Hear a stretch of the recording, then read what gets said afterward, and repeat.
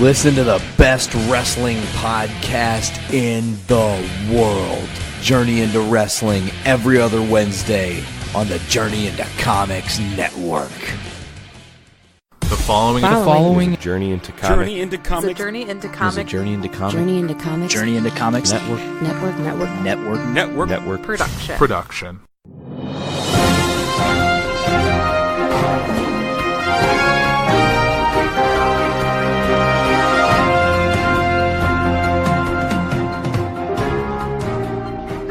Welcome back, ladies and gentlemen. This is episode 9 of Puhr 360. Yes, we're just one away from 10. And I'm actually recording from a different location. You might notice there might be a bit of an echo compared to what you've seen previously from me. And that's because I'm recording from my basement of my house. I got back a little late. I had just finished seeing Captain Marvel, which I believe you listened to Journey to Comics yesterday's episode. You'll hear all about their review because Nate, Sarah, Veronica, Tyler, and Skylar all went and saw it. So listen to the review there. I definitely enjoyed the movie, but I'll let them talk about it. But while I was there, I noticed something that's been I've been kind of mulling over in my head since I saw it, and since I've been working and kind of being out in the world. And this is kind of why I decided to change course for this week's episode. In the past, I've done a poll, and then the winner of the poll, depending on votes, was the next week's topic. Last week I didn't do that just because my life got really hectic. I didn't get a chance to get a podcast out there. So I decided on this one to do something a little bit different. And yes, Indictments, which was the winner of the poll that ended yesterday, or today ended yesterday as you're listening to this, was the winner was Indictment, so I'll be talking about that next week. That'll be episode 10. I feel like that's a good, powerful episode 10. But this week I decided to kind of stick one of my own topics in there, and it's going to be on customer service, which is not something you really think would be a good topic, but we're around it every day, regardless of what we even think about it. Long are the days of every interaction being a personal one. We're moving into kind of a next step, which seems to be a computerized interaction for what used to be common customer service interactions with people. And I noticed, just today, I'll use today as an example of what I've done.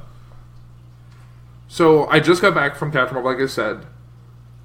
All I did when I came to the theater, so I came in, I go to AMC theaters. I'm an A-list member, which I recommend if you have access to an AMC, because $20 a month, you can see up to 3 movies per week.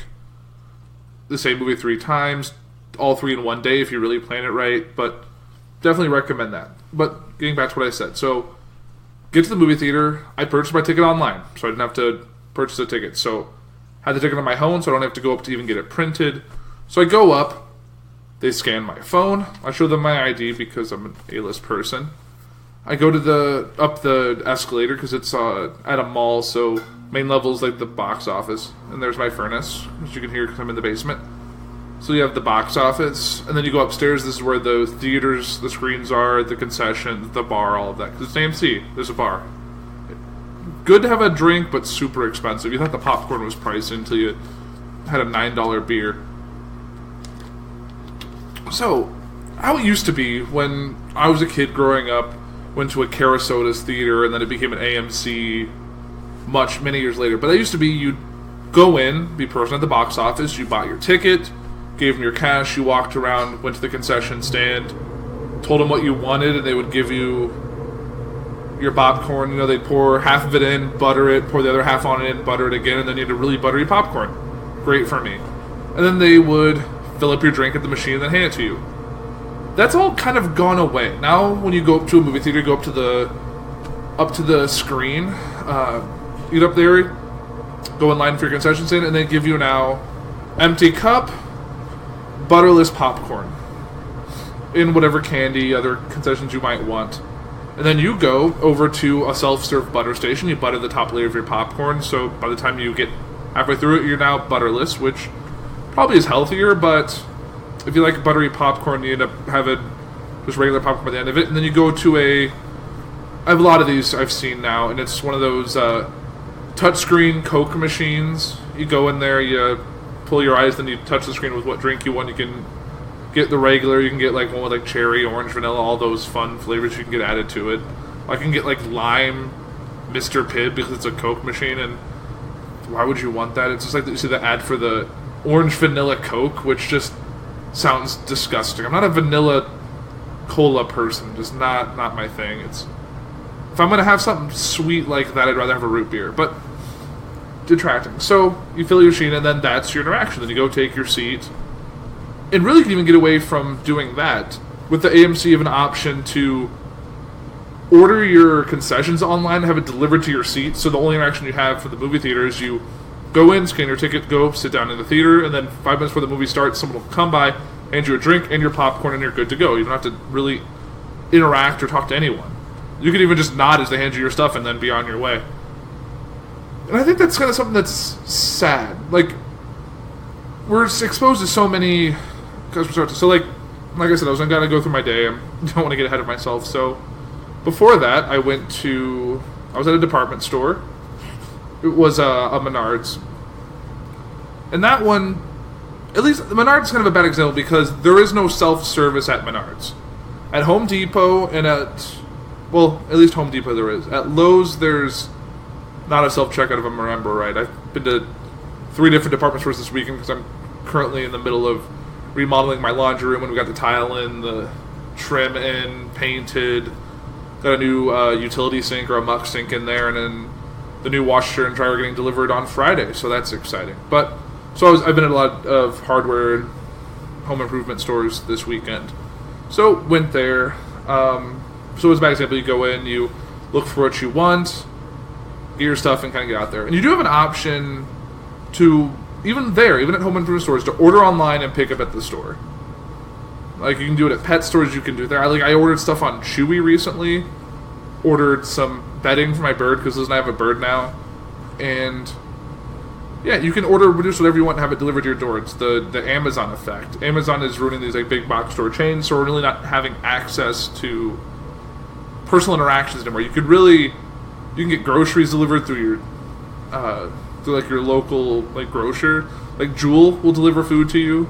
The Jewel is the closest grocer to me. If you're not from the Midwest, Jewel Osco is a chain. It's kind of like a Schnucks or a Kroger or a Hy-Vee. You know, I might be naming all Midwest chains, but like a Walmart supercenter where you get groceries, or a Meijer. Like, there's a ton of options. And I think you even do that with like Costco. Like, I've done a lot of the buy online, pick up in store because it actually saves you some money. Usually, like, we'll save either a few percent or there'll be no like collecting fee, and then it's nice. You go in there, you tell them you had an online order, they bring it out to you. You had already paid, so you don't have to pay anything. You just sign a paper and you're on your way. Like, I think we're losing a lot with that. Like, and I know a lot of this is businesses trying to limit staffing to save themselves some money and help improve their own business, their own bottom line. So, obviously, if there's 3 people on a register and a dozen self-checkouts that are always empty, but the 3 ones that are manned always have a line on the street. If you only have like 5 things, you're always going to go to the self-checkout. Like, if I'm at a grocery store or a Target or something and I only need to get 2 things, I'm not going to wait in the line for the 3 people getting their 2 weeks worth of groceries. I'm going to go to the self-checkout, or I'm going to go to one of those fast lanes where it's just, you get it, you get out. But I feel like we're kind of missing some of that. And I kind of wrote a few things down. I'm kind of still in the self-checkout, self-service movie theaters, but yeah, I feel like we're missing something by not actually having the access to it. Like, you used to be able to make small talk, actually have personal interaction. I know, obviously, all of us have day jobs. If you don't, good for you, making money and not having a day job. But for, like, the other 90% of the world that have day... Well, 90% of, like, the U.S., really. Working age over 18, just kind of rambling here. Have, like, day jobs. So, obviously, you interact with people at your day job. You have friends, you talk to that, you go about that, your day, and all that fun. And maybe after that, you really don't want to deal with another person. Like, before... It was like, I've had before my job now, which even then it's less some customer service because I've gone on job sites and had to communicate with the customers of a product we're installing. But my 2 previous jobs were that I worked for an LED sign manufacturer as a help desk engineer, which is kind of a fancy title for tech support. So I worked with customers to deal with software issues, and I worked with sign companies for like doing field service work for like other troubleshooting. So I was kind of a multi-purpose tool. But and then before that job, my first job that I had was I did fast food. I worked at McDonald's. Nate and I have talked about it before. That's one job we both had in common, both in Central Illinois. So, and I did lobby cleaning, and I did like grill, but the lobby cleaning. So I was always interacting with people because you have to always kind of be on. You can never be rude. You can never act out. And sure, maybe going to automated service, like that like some McDonald's now have the LED touchscreen, so you don't even have to order from a person to register. But that's just going to make it so eventually that's what it's going to be. You're going to come into a McDonald's or go through the drive-thru. It's probably going to go to the drive-thru next. It's going to be you go in, you touch the screen, you put in what you want to order, you drive around. There might be an ATM looking machine that you slide your money into or swipe your card, charge for transaction. You go to the end, and then someone, hopefully be a person, would hand you your food that's prepared in the back by actual people. But there could be a world in the not too distant future where that's a possibility, where all fast food restaurants will be little boxes. You got 3 people inside cooking, and you got screens running everything else, and if one of those goes down, you have to be the guy who has to go out there and write stuff down by hand and cause a big hullabaloo while people are complaining that it was faster with the machines. Because we're getting so used to immediacy now. Like, obviously, like I said, would you want to wait in line for 2 things at a grocery store? You want to go to the self-checkout to pay for those 2 things, or go to the quick line? You're always going to choose that because you believe your time is valuable, and if you don't have to wait, you're not going to. But it's leading to the fact that soon that's what all it'll be. And if you go there, item doesn't scan. Okay. Usually there's like one person who's there kind of manning, like, oh, you bought alcohol, I have to go in after your ID, I have to punch in a code, get you on your way, or you have a coupon that's not working, they'll go in, they'll override it, but eventually it's just going to be basically a tech support person who's going to sit there with a bank of self-scans and just running from one machine to the next as people have problems.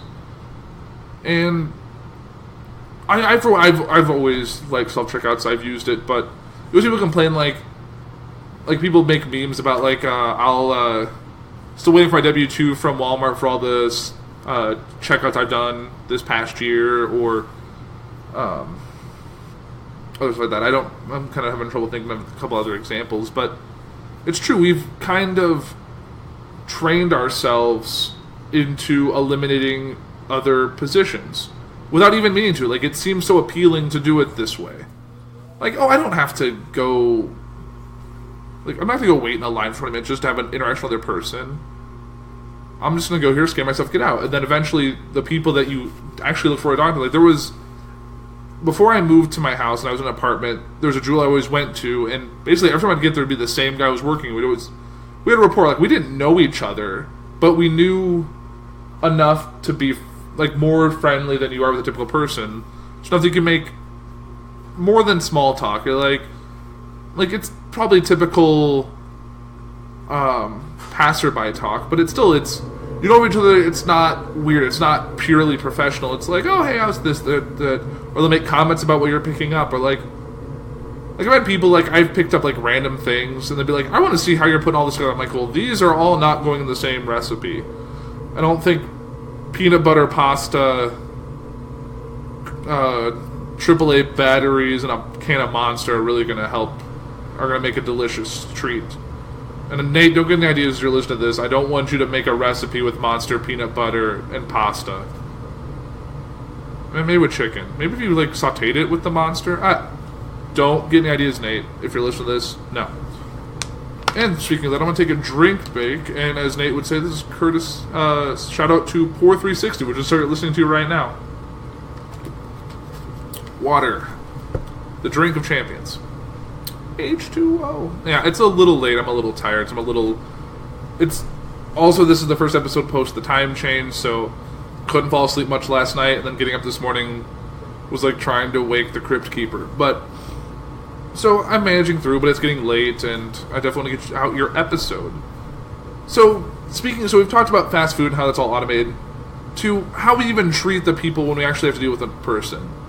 Like I had a recent experience at the DMV, which is usually followed by groans because no one likes going to the DMV. But I've really never had a bad experience. I've been to the DMV three times this year for the same type of reason. So first time I went back home because my car was in my parents' name under their insurance, and as a married adult, wanted to get that taken care of. So as you're listening to this, I am officially not on my parents' dime in any way, shape, or form. I'm my own man. Hooray for me. So, I had to get my car title and license plates transferred to myself so I could properly insure myself through the same company that does my homeowner's insurance.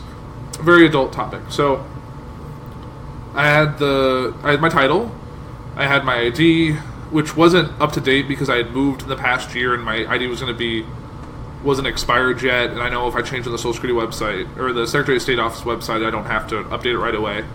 But since it says your proper address, it's not considered a valid form of ID. So, I had, happened to have, when I went down there, a copy of I had one of my mortgage statements. So, has my name, has my address. This will be fine. It's a mail that proves where I live. Apparently that didn't fly. Apparently, what would fly is like my mortgage documents, which, why would I have those on me? They were in a firebox in my home, for one. Okay. Then I have... you can bring a pay stub, but if you have direct deposit, you don't get pay stubs in the mail. You get a PDF, or you look it up online. And I can't go get my W-2 off my computer, print it off, and show it. That doesn't fly, so that's unfortunate. Or I had to bring my W-2. So luckily, the next time I went, I had my W-2. I had all the documentation. Went to a different DMV. This one was back home because my title, all that stuff was filled out. So went to that one, and it's not a full service DMV, and I had to drive like 25 minutes to get there, so I was thrilled about that. But I've been on this other side of customer service, so I don't get heated or I don't get upset very easily. So weeks pass, and I finally get it solved. I go to a proper DMV, I have all my proper paperwork, and I go get what I need. I had to go through the process twice. I had to go through once to get my title and plates transfer, get new plates, all of that. And I had to go through again to get my driver's license updated. I had to take a new picture, which I wasn't planning for, so I was clean shaven. I was not dressed to get like my ID picture taken. They took the picture really close, so it's like the worst ID photo I've ever taken, but yay, I have that now. But while I was there, the guy who was, I think, directly in front of me in line was there for a similar reason. He was getting a title or something changed, but something that he wasn't directly responsible for, something that he didn't do, caused there was an issue on his end, and they weren't able to help him. So he got upset. He was ranting and raving about how Illinois is the worst. You guys are terrible at your jobs. This isn't my fault. Can't you just do this? Like, I didn't do this. Why can't you just let me have this way? Illinois is so corrupt. You guys are corrupt. All this. He was ranting and raving. They had got a manager, and manager basically explained to him, like, this paperwork is filled out incorrectly by the person who sold you the vehicle, and we can't just ignore that fact and let you transfer the title. So, yeah. But like the guy's like, well, I bought the car. I don't know them. I can't just go have them fix this paperwork, which sucks. I feel like you should have made sure that was correct the first time. But if you're buying a car from another person or not from like a dealership, sometimes those things can happen. So, but he ranted and raved, and I was just like, if you'd just been calmed and collected, you wouldn't have spent the 20 minutes there to still not get your way. Like, I don't get upset at like support people or people who work in the customer service industry, like people who work at DMVs, banks, fast food restaurants. I'm always like, I went through a drive-through last week or before. It was McDonald's. I ordered a 10-piece nugget meal. Didn't want a burger, wanted just nuggets. So 10-piece nugget, got there, went through the drive-thru, and then went to pull like the box out. It was a 6-piece nugget, which checked my receipt, paid for a 10-piece nugget. So went around, came back in, and I politely said, "Hey, mistake of the order. I ordered a 10-piece nugget. They gave me a 6. They just handed me a 10-piece nugget. They didn't take the 6-piece back, which I know they can't because of health. But I've been at places. I remember no one. All right, this is sort of like the mall I had growing up used to have a bunch of restaurants inside it, and now if you go back in there, it's kind of a ghost town because obviously because of online shopping, all that big box stores and malls are hurting, so they're all kind of emptying out. So now there's no fast food restaurants in the mall anymore, or restaurants in general. There's a Garfield's, was like a Chili's but different. But there used to be a Burger King in there. Now it's like a Joanne Fabric, so riddle me that one. So I remember at one point what was it? I think Burger King used to have the ices. I think they still do. I used to get like the swirl. Like you got the Coke and the cherry, get it swirled. And I think I ordered a large. They gave me a medium, and I said, I actually ordered a large. So they took it back, threw that in the garbage, and made me a large. Like, no, they... Like, I remember I worked in fast food, and I know that all the garbage gets... There's a specific food garbage that they have to account for as product that left. Like, they can't just... It has to be thrown out. They can't just give it away and then document it, which I think is ridiculous, but... So that's what I did. I was like, I could have taken that. He's like, no, I have to do it this way. So... That's another thing, like, America is very wasteful, but that's a whole nother topic. So, that's kind of one thing that we did, so, where are we at now? So, yeah, like I said, they calmly gave me a 10-piece nugget, I got there, and I had a 16-piece nugget all of a sudden for the price of a 10. And I ate all of it because I'm an American, I eat the food that's put in front of me.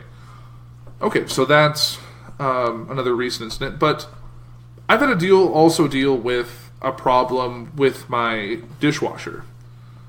I live in a fixer-upper, and the house has had its fair share of problems, plumbing-related, electrical-related, appliances. Which is the reason I'm getting a new washer dryer, is because the washer sounded like a concrete mixer that was off its leg, and I thought the thing was going to tear itself apart. Like, you know, you've seen the YouTube video where someone has a washing machine going, they throw a cinder block in there, and it just, and just everything just explodes. That's what I imagined my washer doing, simply by washing some towels. So they couldn't fix it. It was built in the 80s, so definitely past its prime. So they gave me a small credit because I have a homeowner's warranty, which I've used extensively. Like, I probably won't renew it when it's up in July, but it's helped out a lot. I pay $100, and they will fix or replace whatever breaks. So they've fixed my dryer. Let's see the things they fixed in my house. They fixed my dryer, my refrigerator, and now the dishwasher. But the dishwasher's been a 3-incident event. So I got this washer. It wasn't original to the house. I got it from my landlord of my apartment building, which I hope he doesn't listen to this. I technically wasn't supposed to give it away, but they remodeled my apartment. It was brand new. It's fine. So they gave me the washer. It was just a plain, like a GE, nice washer. Didn't have any much bells and whistles. Typical dial, turn lever, turns on, good to go. And I installed it in like mid-July. Got it plumbed up, worked fine. Day after Christmas, it decides to stop working. I was like, we ran a lot of dishes through it. Maybe something got gummed up. Cleaned it really good. Cleaned like the trap thing off. Checked the water. All that's good. Just didn't work. So hand washed dishes for a week or so. Just kept trying it, seeing if maybe something's just not working. So we got the service guy out there, and the day he comes out to work on it, it miraculously decides to work. Guy didn't have to lift a finger. So he looks at it, runs it through a cycle, turns off and on a few times, keeps working. I guess it just fixed itself. Okay, great. Had to pay him for the service, which sucks, but I had a working washer. That's all I cared about. About 4 cycles later, does the same thing again. I was like, okay, this is kind of ridiculous. I don't feel like paying the service technician again. I had the guy out there for an issue with my washer, which led to that whole washer getting replaced. So I really wasn't out any additional money, but still, I'm like, I don't want to have a service guy out again. But kind of caved in after like another week or two. Had a different service guy come in. I wasn't there. Liz, my wife, was, and he didn't take it to the party. He's like, "Oh, when this happens, it's commonly the timer switch, which is the dial, which engages, shifts the cycle. A lot of appliances have that, or a lot of the older ones do. So I decide to. So he replaces that. It takes like a week and a half for it to come in. Goes and replaces it. Works fine for about a week or two. Does the same thing again. It's like, okay, this is ridiculous. Like, Liz called me. I was driving from work. Oh, I was mad. I was like, it's been months since we've had a properly working dishwasher. And I called him. I was stern on the phone. I wasn't angry. Like, it wasn't his fault. He made a presumption. I'm definitely not paying him again. He has to come back out here and fix it. So, gave him a stern word. Like, I was like, this is ridiculous. You replaced a part that said it was going to fix it. You didn't actually take it apart. You just came in, fixed it, didn't really diagnose anything. You just like, that's probably it. And then it worked. As far as you're concerned, it's working. So, he was like, yeah, it's like 90% of the time it's this. I'll come by, take a look at it. You have to file another claim with their HWA. So I called them, explained it. They reopened it. I didn't have to pay any more money. Great. So, guy comes out, has his tool bag, all that sets up, unscrews the bottom panel. There's a switch that was loose or something, so reset it, starts working fine. That's been about a week now, not quite a week. So we're working fine since. They showed me, if it does this again, there's a reset switch under this panel. You just take 2 screws out, access it, hit the reset button, should snap back to life. Great. So far so good. I'll see if this still works. If not, I'm going to demand a whole new washer, because this is ridiculous. It's been months, 3 different technicians out. Yeah, just, I'm not going to have it anymore. So, that was a little bit of service technician. I've had to deal with like tech support or people on the phone. But it's just amazing how people think being angry gets their way. Like, customer service people are just, that's just their job. They don't want to be the bad guy. Like, obviously, I think if I had to do that job any more than I did, I would have hated it, but because you don't want to be the bad guy. You don't want to explain, like, there's nothing else I can do to help you. You're going to have to order a replacement or have a person come out there, and obviously it's going to cost you money because it's a service bill or a service adding a replacement part, and they don't want to do it. Or if they're, because where I worked in LED signs, like, where do you see a lot of LED signs at? Banks, schools, churches, office buildings sometimes, and they're not cheap parts. Like, I know how much they cost us on our end, and I know there's a markup on replacements because that's how business works. We're not gonna. If it did it what it cost us, we'd be losing money in the long run. My cat's just running across upstairs. So I'm in the basement, but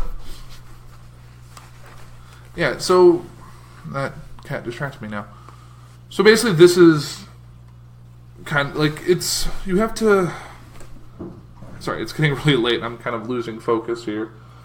Really need a co-host at some point. So, any takers? But no, I jest. I enjoy doing the show. I love being able to talk to you guys. But sometimes it's nice to have a co-host or someone in the room with you to be able to bounce ideas off of. Someone who's able to keep the show flowing while you take a drink break, like I'm doing right now. And sometimes they help bring up things that you didn't think of, like. I love a good show with at least a co-host or a panel of people to talk to, because you get differing viewpoints. Like, you're like, oh, well, what did you think about this? You're like, oh, I actually didn't think about that. That's actually a good point. So, definitely on that. And I think I'm going to have at least 2 co-hosts coming up for a little series I'm going to do, which I'll kind of tease later in the show. But, yeah, so service, technicians, customer service. So I think we've all had instances where we've been upset by something a person's done or a customer service issue. Like, my wife, for example, who probably won't listen to the show because she doesn't really listen to my podcast. She gets enough of me in her day-to-day life. So she hates talking to people. Like, if she can avoid talking to people on the phone and can communicate through email or text people, that would be her preferred thing. I don't have an issue with that. I can talk to people on the phone all the time. I can talk to people never, like, if we go to a restaurant where there's a like, to go check and see if there's how much the wait is, like, I still have to park the car, get out, run in and check, see how long the wait is. I can't just pull up, have her hop out and check, and then I can, if it's good, go park. And actually reminds me of a thing I don't appreciate. I have this issue when it comes to waiting at a restaurant, traffic, is that I get really upset when people don't follow the rules. Like, the people who, like, when you're in traffic and there's a turn lane coming up and it's a long line of cars and people decide to, like, or there's like a merging situation and people like to fly down and try and butt in just before the turn just so they don't have to wait in the line of cars. Those people are assholes to me. You might be thinking, oh, this is just so much faster. Like, they'll let me in, I'll get around, I'll maybe, like... Or the people who will, like, merge to get ahead of you to get to the light 5 seconds before you. Like, we're still both stuck the same amount of time, and I might be ahead of you in the long run when the light turns green. But you just have to feel like you're winning. Like, they just need to... Oh, I have to get right here, or I am more important than you, my time is more valuable there, I need to delay everyone behind you. So I'm that asshole that, like, when the lane merges, when it goes, like, 3 lanes to 2, or 2 lanes onto 1, and it's backed up, I'll wedge myself in the middle of 2 lanes so someone can't go around me. Like, I will straddle the dotted line so people do that, because I think it's ridiculous. Like, you shouldn't be able to cut in front of everyone just because you think you can. And that also takes me to restaurants. Like, there's some restaurants where, okay, you can take money, but there's always seating at the bar, as like in a first come first service. Sometimes the table's around the bar, and when and I'm always nice. I always check to make sure, like, those people are waiting on their check. Once they get that, they'll be able to leave. But then there'll be people who will they'll come in 10 minutes after us, and they'll kind of linger around the tables. And as soon as as soon as they put their check down, put their coat on, they are at their table before they even have a chance to clean it up. They're just there waiting like hawks, like vultures, taking those spots. It's ridiculous. Like, those should be on a first come, first serve. Obviously, I'm not going to be hounding around someone because I'm a nice person. I'm not going to be like, are you guys done with your food? Can I sit here? Can I have some of your food? Like, I'm not going to be in your face waiting for you to get up and leave. I'm going to wait the 8 to 10 feet back, waiting for my opportunity or for a bar to open. But the people who do that just frustrate me. So, like, there is rules. Like, we live in a civilized society. Don't need to do these dick moves just because you think you feel entitled to that. Like, we're all people here. We can't just be doing this to each other. Because obviously, like, the person, like, in the restaurant situation, you're still waiting the same amount of time for your table. You're just like, oh, I'm going to have to, like, if I took that table, the next table will be yours. Or now my table, which I've been waiting for, as soon as it opens up, if you were right behind me in line, that's now your table. We're both waiting the same amount of time. Or, like, in traffic, like, everyone merged the media where it's like no one drove down. Traffic's going to keep moving slowly. Like, there's not going to be a backup with a car stopping, which caused the big domino of cars stopping, while you get in, and then it continues. Everyone just keeps flowing. Everything goes so much smoother, but people don't think that way. They always think it's me versus everybody else, and I have to get in front of everybody else. Like, sometimes it happens. Like, I've had issues where, oh, I didn't know I had to turn right here. I'm already down this line. I have to get over. Like, but there's people who just do that for fun. I've seen the people, like, have plenty of opportunities to get over, but they'll just fly down and then just not even give people, like, a turn. So they'll just stick their nose in just to wedge themselves in to get out. Because someone's going to play chicken. Like, no one's going to be like, I'm not going to hit your car to prove a point. I guess someone had a beater, they might, but that's beside the point. So yeah, I think it's just people need to just be held, not accountable, but people just should be courteous of people, because we're all kind of in this together. We all have to go to these customer service places.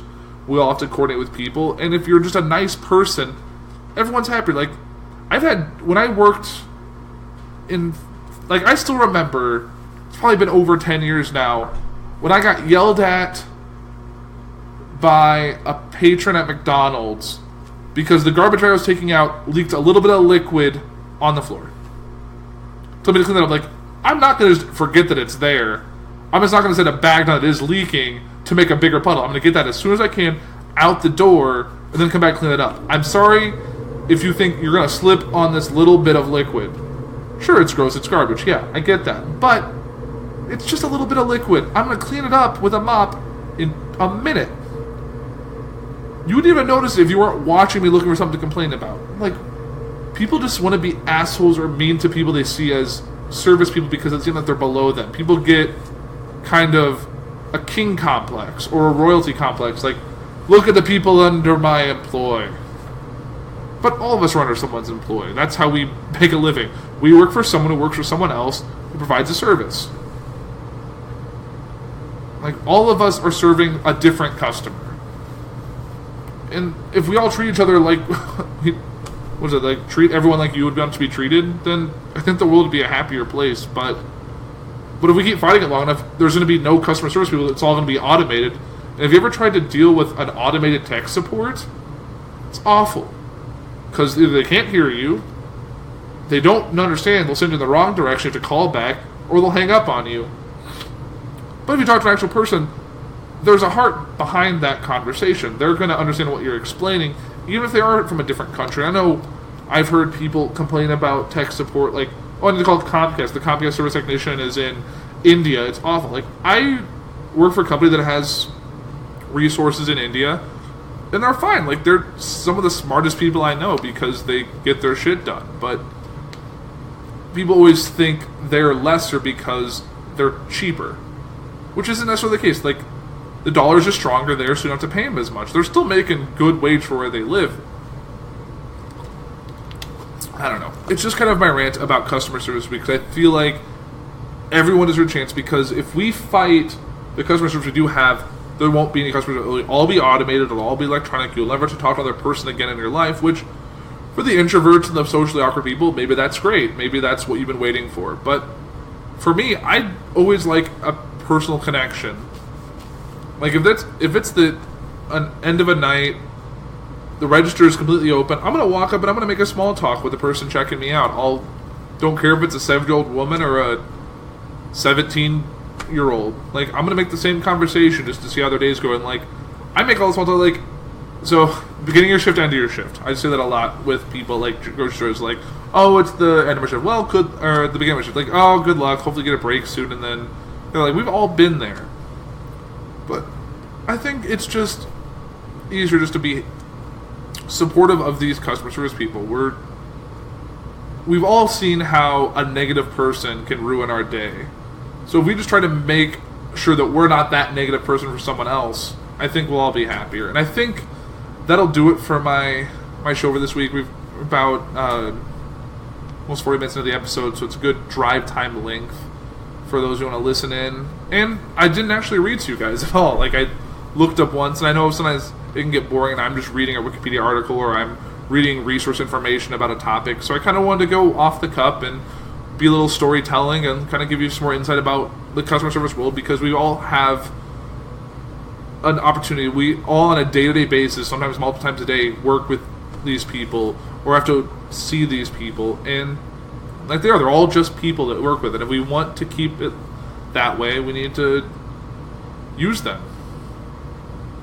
If you're not in a huge jury, don't go to the self-checkout. Go talk to the person in the 10 items or less line. Make small talk. You're going to save a minute to do it the other way, but in that minute, if enough people do that, you might save jobs in the long term, which everyone should be working. So, but I think that'll do it for Puhr 360 for this week on customer service. If you have any thoughts, you can check us out on Facebook. We also have Twitter.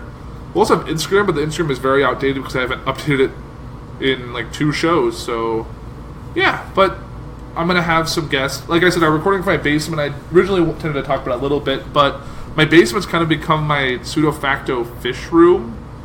I'm staring at my computer, but behind my computer there's a fish tank with nothing in it because it's my quarantine tank. Next to that is a 2-gallon tank that is my beta fish in it that I got for Liz for Valentine's Day. Next to that is my guppy and guppy fry tank that also has a bumblebee catfish that might eat some of the fry. But he hasn't eaten the big ones yet, so that's the important thing. And then next to that, which is my largest tank, which is a 30-gallon, is kind of my planted community tank, and that has a bunch of different kind of fish in it, including the fish my gateway fish, which I think I've talked about this before. It was actually in the 2-gallon tank that I was the beta. I had 3 fish. I didn't know what I was doing. It was originally it was Liz's beta tank. Beta died. We decided to get 3 regular tropical fish. It was too much bioload for that fish, or that tank, so it didn't do well. One of the fish died. I gave one of them back because it was a pleco, and I made the mistake that plecos, because common pleco, which is like $2, gets to be about like 3 feet long, so it's definitely not big for any fish tank. So I returned that to the pet store. But the little platy was the first fish that my gateway fish that led to all of these, is still kicking. He survived all the crazy ammonia stuff. He's thriving. He's the biggest fish in the tank, and he goes around well with all the other tank mates in there. So there's a tree something he kind of hides in from time to time, but I think it's just his cave, his hangout spot, and that's where he chooses to be.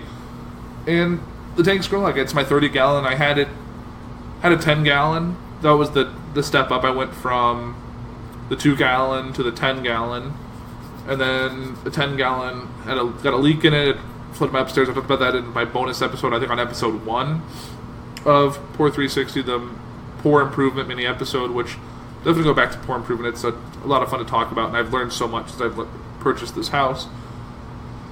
But, so I got a replacement 10 for that, and that now has my guppies in it, which are breeding because guppies breed like rabbits, or rabbits breed like guppies, depending on who you talk to.